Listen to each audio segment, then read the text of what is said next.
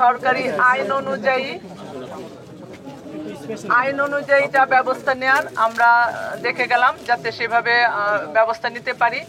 আর আপনাদেরকে ধন্যবাদ জানাচ্ছি যে এই পরিস্থিতিতে আপনারা এখন শান্ত আছেন, ঠিক আছে। এরপরে নিজের হাতে আইন তুলে নিবেন না। যেরকম শান্তি এখন আপনারা এখানে শান্তিপূর্ণ অবস্থানে আছেন, সেরকমই থাকবেন।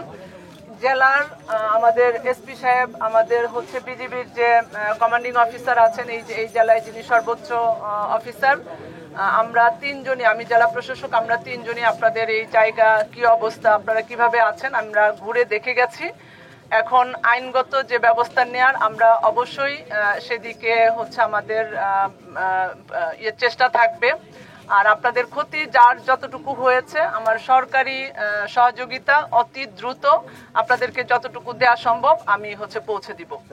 আর যেই জমি নিয়ে আপনাদের বিরোধ, সেই জমি সংক্রান্ত বিরোধ যেন নিষ্পত্তির দিকে আমরা যেতে পারি, খুব দ্রুত আমরা সে বিষয়ে ব্যবস্থা গ্রহণ করব।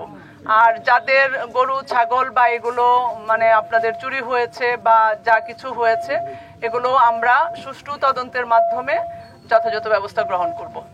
তবে আপনারা এইরকম শান্তিপূর্ণ অবস্থানেই হচ্ছে আপনারা বজায় রাখবেন। আপনাদের প্রতি সেটাই আমাদের আশাবাদ, যাতে যে ক্ষতি যতটুকু হয়ে গেছে আর যেন মানুষের ক্ষতি না হয়, ঠিক আছে। তো ধন্যবাদ সবাইকে।